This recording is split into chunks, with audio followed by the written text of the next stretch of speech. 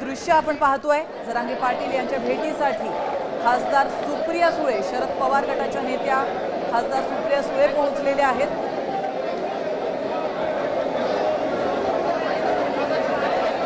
आज जरांगे पाटलांच्या उपोषणाचा तिसरा दिवस आहे आणि उद्यापासून आपण पाणी देखील बंद करणार असल्याचं जरांगे पाटील यांनी म्हटलंय। दरम्यान सत्ताधारी आणि विरोधकातील नेते हे जरांगे यांना भेटतायत, त्यांच्याशी चर्चा करतायत। त्या पार्श्वभूमीवर आता खासदार सुप्रिया सुळे या देखील जरांगे पाटलांच्या भेटीसाठी थेट आझाद मैदानामध्ये पोहोचल्या आहेत। तिथली ही थेट दृश्य आपण पाहू शकतो। तर याविषयी अधिक माहिती देण्यासाठी आपले प्रतिनिधी माधव सावरगावे फोन लाईन वरून आपल्यासोबत जोडले गेलेत। माधव, आपण पाहतोय खासदार सुप्रिया सुळे पोहोचलेले आहेत आझाद मैदानात आणि जरांगेंची भेट ते घेतायत, काय अधिक माहिती मिळते?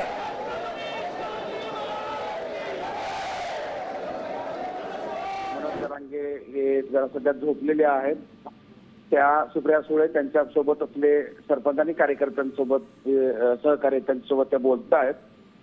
आंदोलन सुरू झाल्यापासून या आंदोलनामागे शरद पवार, उद्धव ठाकरे असं विरोधी पक्षातील काही नेत्यांकडून बोललं जात होतं आणि त्या अनुषंगानं कालपासून चर्चा सुरू होती की व्यासपीठावर शरद पवार किंवा सुप्रिया सुळे हे येतील का किंवा येण्याची शक्यता आहे।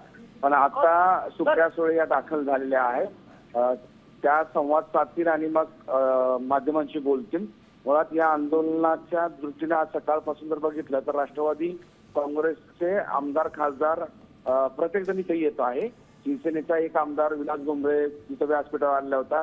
उर्वरित राष्ट्रवादी काँग्रेस आणि शिवसेना उद्धव ठाकरे गटाचे आमदार खासदार इथे येताना दिसतात। सकाळी जयश्री मोहिते पाटील आले होते, त्यानंतर आता खासदार म्हणून सुप्रिया सुळे आल्यात। मधल्या काळात अंबादास दानवे विधान परिषद। नक्कीच धन्यवाद माधवजी, तुम्ही दिलेल्या महत्त्वपूर्ण माहितीबद्दल। आपण पाहतो या दृश्यांच्या माध्यमातून स्वतः खासदार सुप्रिया सुळे या जरांगे पाटील यांच्या भेटीला पोहोचलेले आहेत। तर जरांगे यांची प्रकृती काहीशी बरी नसल्याचं देखील दिसतंय।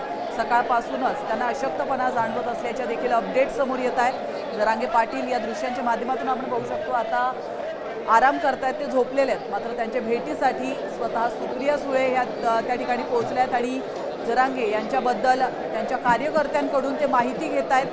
त्यांची विचारपूस त्यांच्या कार्यकर्त्यांकडून केली जाते। आता isakal.com आहे देशातील नंबर 1 ची मराठी न्यूज वेबसाईट। प्रत्येक अपडेटसाठी isakal.com ला नक्की भेट द्या।